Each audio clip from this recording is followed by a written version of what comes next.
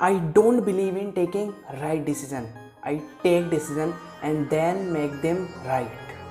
ये कहना है भारत के रतन और इंडिया के जाने माने इंडस्ट्रियलिस्ट रतन टाटा का। आज हम बात करेंगे रतन टाटा के बारे में कि कैसे उन्होंने अपनी लीडरशिप में टाटा ग्रुप्स का रेवेन्यू 40 गुना और कंपनी का प्रॉफिट 50 गुना बढ़ा लिया। कैसे उनके कॉम्पिटिटर भी उनके पैर छूकर उनका सम्मान करते हैं, उनको रिस्पेक्ट देते हैं। कैसे उन्होंने अपनी इंसल्ट का जवाब अपनी सक्सेस से दिया। आज सब जानेंगे इस वीडियो में और उनकी इंस्पायर्ड लाइफ से लर्निंग्स लेंगे। सो तैयार हो आज का ज्ञान लेने के लिए? So let's get started without any delay. First learning, we should always be humble. Sir Ratan Tata का जन्म 28 दिसंबर 1937 में हुआ और इनके पिता नवल टाटा और उनकी माता सुनी टाटा ने इन्हें अडॉप्ट किया था। और जब ये 10 साल के थे तब इनकी माता पिता के बीच डाइवोर्स हो गया और उसके बाद ये अपनी दादी नौजीबाई टाटा के साथ रहने लगे और पढ़ाई करने के लिए ये यूएस चले गए और वहाँ पे इन्होंने कॉर्नेल यूनिवर्सिटी और हार्वर्ड बिजनेस स्कूल से डिग्री ली। और डिग्री लेने के बाद इनके पास यूएस की जाने मानी टेक कंपनी IBM से इनके लिए जॉब का ऑफ़र आया, पर लेकिन उस जॉब के ऑफ़र को रतन टाटा ने ठुकरा दिया क्योंकि इन्हें अपना फैमिली बिजनेस ज्वाइन करना था। और अपने फैमिली बिजनेस को ज्वाइन करने के लिए ये 1962 में अमेरिका से इंडिया आ गए और इनकी पहली जॉब टाटा स्टील में लगी। और ये टाटा स्टील में काम करने वाले वर्कर्स के साथ काम करते थे और उनके साथ बैठते थे, उनके साथ सोते थे। यानी इतनी हम्बलनेस उनके अंदर कि टाटा स्टील में काम करने वाले वर्कर्स के साथ ही काम करते थे। ये भी बोल सकते थे कि मैं भाई यूएस से पढ़ के आ रहा हूँ, मैं यूएस की जानी मानी टेक कंपनी IBM का जॉब ठुकरा के इसलिए यहाँ पे आया था कि मैं यहाँ पे इन वर्कर्स के साथ काम करूँ। पर लेकिन इन्होंने ऐसा नहीं कहा क्योंकि इनका कहना है if you walk too fast walk alone, but if you walk too far walk together. So हमें भी इनसे सीखना चाहिए। अगर आप इनकी जगह ऊपर होते तो क्या करते? पीछे यही ना, तो वही बात है, हमें इनसे हम्बलनेस सीखनी चाहिए। हमें अपने से छोटों को कभी छोटा नहीं समझना चाहिए, बल्कि सबको साथ लेकर चलना चाहिए। क्योंकि अगर सबको साथ लेकर चलेंगे तभी लंबा टिक पाएंगे, लंबा चल पाएंगे। Second learning, never waste your time. हमें अपना कीमती समय कभी भी वेस्ट नहीं करना चाहिए। सर रतन टाटा ने अपनी लीडरशिप में टाटा ग्रुप्स की रेवेन्यू 40 गुना बढ़ा ली और प्रॉफिट 50 गुना बढ़ा लिया। कैसे किया इन्होंने? अपना टाइम सेव करके, अपने टाइम को वैल्यू दिया इन्होंने और अपना पूरा टाइम बिजनेस को आगे करने में, कैसे टाटा ग्रुप्स को आगे करें ये सुनने में इन्होंने टाइम दिया और अपने कीमती टाइम पे फोकस किया जिससे टाटा ग्रुप्स की रेवेन्यू और प्रॉफिट बढ़ सके। ऐसे ही थोड़ा ना सबके मुंह पे टाटा का नाम है, कुछ तो किया ही होगा ना। तो वही बात है, हमें भी इनसे टाइम सेविंग सीखना चाहिए। ये टाटा ग्रुप्स को बड़ा करने के लिए छोटी छोटी कंपनियों को एक्वायर करते गए और जहाँ इनको लगा कि टाटा नहीं चल रहा है तो उस क्षेत्र को इन्होंने छोड़ दिया कि भाई नहीं चल रहा तो नहीं चल रहा। पर लेकिन जहाँ इनका नाम है थोड़ा सा भी उसको ये और बढ़ाते गए और टाटा ग्रुप्स बड़ा बनते गया। कैसे किया? ये सब इन्होंने अपना टाइम यूटिलाइज करके किया, तभी तो टाटा ग्रुप्स इतना बड़ा बना। सो हमें भी इनसे सीखना चाहिए, अपना टाइम वेस्ट मत करो। Time is money. ये 1 सेकेंड भी जो आया वापस चला गया। अब चाहे कितने ही पैसे खर्च कर लो वापस नहीं आने वाला। सो अपने टाइम को वेस्ट मत करो। Third learning, always be loyal in your life. यार आपके माइंड में एक क्वेश्चन तो ज़रूर आया होगा, रतन टाटा ने कभी शादी क्यों नहीं की? इसका भी एक आंसर है। ये शादी के पास पहुंच ही गए थे। इनकी एक गर्लफ्रेंड थी यूएस में और उनसे ये शादी करना चाहते थे और सर रतन टाटा ने अपनी गर्लफ्रेंड को बोला था कि मैं तुम्हारे अलावा और किसी से शादी नहीं करूंगा। इन्होंने डिसाइड किया कि इंडिया में शादी करेंगे हम दोनों। लेकिन अचानक से सर रतन टाटा की दादी की तबीयत ख़राब हो गई और इसके चलते इन्हें वापस इंडिया जाना पड़ा।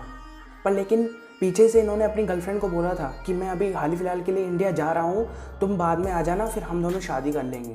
पर लेकिन ऐसा नहीं हुआ।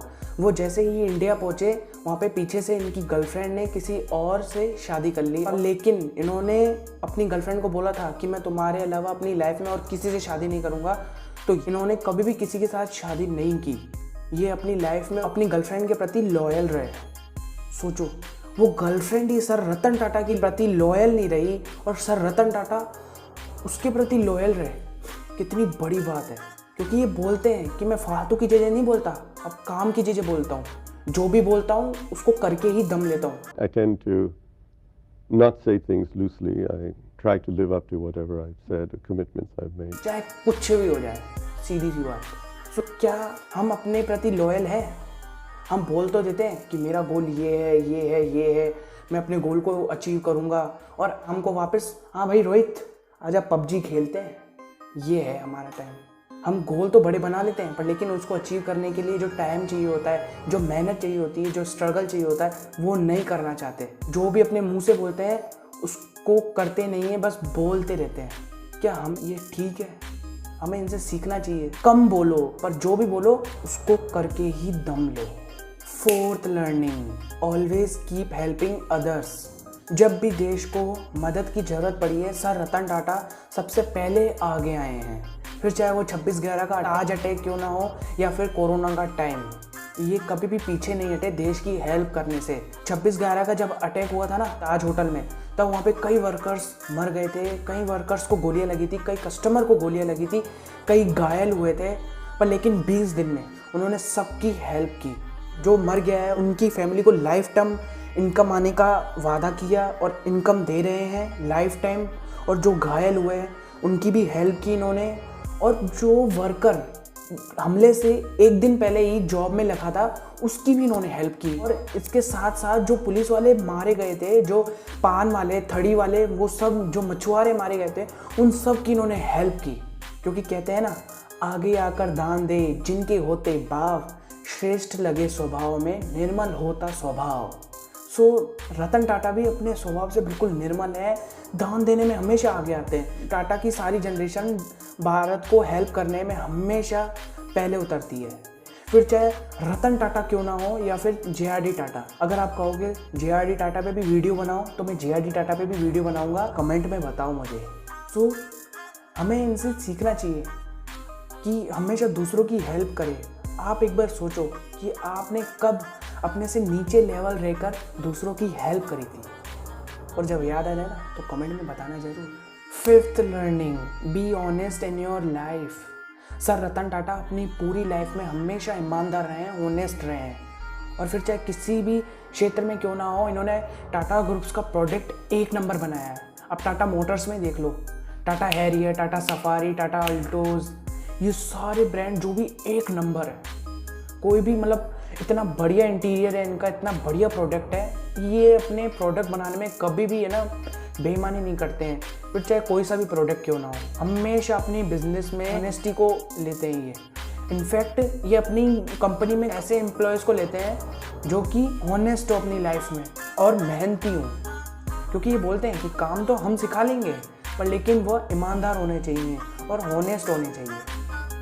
क्योंकि सर रतन टाटा का कहना है कि मैं उन लोगों की तारीफ़ तो कर लूँगा जो सक्सेस है अपनी लाइफ में, पर लेकिन उन्हें सक्सेस आसानी से मिल गई है, तो मैं उनकी तारीफ़ तो कर लूँगा, पर लेकिन उनका सम्मान नहीं करूँगा, क्योंकि उन्हें सक्सेस आसानी से मिल गई है, ईमानदारी से नहीं मिली है, आसानी से मिल गई है। इसलिए उनकी ये प्रशंसा तो कर लेंगे, पर लेकिन सम्मान नहीं करेंगे।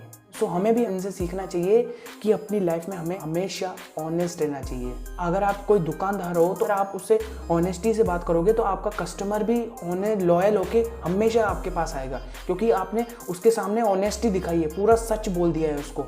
सो ऑनेस्टी को अपनी बिजनेस या अपनी लाइफ में उतारो, क्योंकि honesty is the best policy. बॉन्स्ट your insult with your success. एक किस्सा सुनाता हूँ आपको। हुआ कुछ ऐसा कि जब सर रतन टाटा ने अपनी पहली कार टाटा इंडिका को बाज़ार में लॉन्च किया, तो तब उन्हें बाज़ार से अच्छा रिस्पॉन्स नहीं मिला, और रिस्पॉन्स अच्छा ना मिलने के कारण कंपनी घाटे में चली गई, और सारे इन्वेस्टर ने सर रतन टाटा को बोला कि तुम ये कंपनी बेच दो, और न चाहते हुए भी इन्हें फोर्ड के पास जाना पड़ा और कंपनी बेचने के लिए बोलना पड़ा। पर लेकिन ये जब फोर्ड के पास गए और कंपनी बेचने के बारे में बोला, तो फोर्ड ने पता है क्या बोला, अगर तुम्हें इस बाज़ार की नॉलेज नहीं है तो फिर इस बाज़ार में आए क्यों, तुम्हारी ये कंपनी को खरीद के ना हम तुम पे एहसान कर रहे हैं। और सर रतन टाटा को ये सही नहीं लगा, तो ये हाथों रात अपनी टीम को लेकर US से वापस इंडिया आ गए, और फिर अपने आधे से ज़्यादा टाइम टाटा मोटर्स पे देने लगे कि क्या कमी आ रही है प्रोडक्ट में, क्या कमी आ रही है कार्स में, और इनको धीरे धीरे है ना सारी कमियां मिलती गई, और जैसे इन्हें कमियां मिलती गई तो उस कमियों को ये सुधारते गए और सुधारते गए तो कारें भी अच्छी बनने लगी और कारें अच्छी बनने लगी तो टाटा मोटर्स का नाम हो गया। टाटा मोटर्स एक ब्रांड बन गया। यानी समझ रहे हो, अपनी कमियों पर ध्यान दो, क्योंकि सर रतन टाटा का कहना है कि अप्स एंड डाउन हमारी लाइफ में आना जरूरी है, क्योंकि अगर ये नहीं आएंगे तो हॉस्पिटल में ईसीजी में जो सीधी रेखा जाती है ना, उसका मतलब भी यही होता है कि इंसान निकल गया। सो हमें कमियों पर ध्यान दो। अगर हमारी लाइफ में डाउन आएंगे तभी तो हमें अपनी कमियों के बारे में पता चलेगा। अगर डाउन्स नहीं आएंगे हमारी लाइफ में तो हमें कमियों का पता कैसे चलेगा। लाइफ का मतलब ही तो अप्स एंड डाउन है। और रतन टाटा की लाइफ में तो कितने अप्स एंड डाउन आए। 10 साल की उम्र में माँ बाप के बीच तलाक हो गया, इनकी गर्लफ्रेंड इनको छोड़ के चली गई, यूएस में गए तो वहाँ पे बर्तन मांजते रह गए और टाटा मोटर्स को बेचने की नौबत तक आ गई और इन्हें दूसरों की बातें भी सुननी पड़ी जैसे फोर्ड। पर लेकिन ये डरे नहीं, ये डट के खड़े रहे, अपने अप्स एंड डाउन में अपनी कमियां देखी और कमियों को सुधारते गए और ग्रो करते गए। सो हमें भी अपनी कमियों को सुधारना चाहिए। अपनी कमियों को सुधारो और ग्रो कर जाओ। 7th learning, always keep your mindset big. अपनी सोच को हमेशा बड़ा रखो। एक बात बताता हूँ, एक इंटरव्यूअर ने एक कॉलेज स्टूडेंट से पूछा कि अगर तुम BMW खरीदना चाहो तो कितने टाइम में खरीद सकते हो, तो उसने बोला 5 साल। और वही यही क्वेश्चन इंटरव्यूअर ने एक नए जॉब लगे बंदे से पूछा तो उसने बोला कि कम से कम 1.5 से 2 साल। और एक नए बिजनेसमैन से पूछा तो उसने बोला 6 महीने।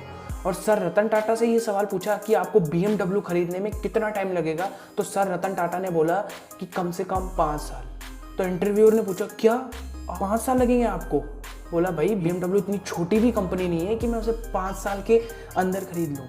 सो मतलब इतनी बड़ी सोच सर रतन टाटा की। और हमारी क्या सोच है?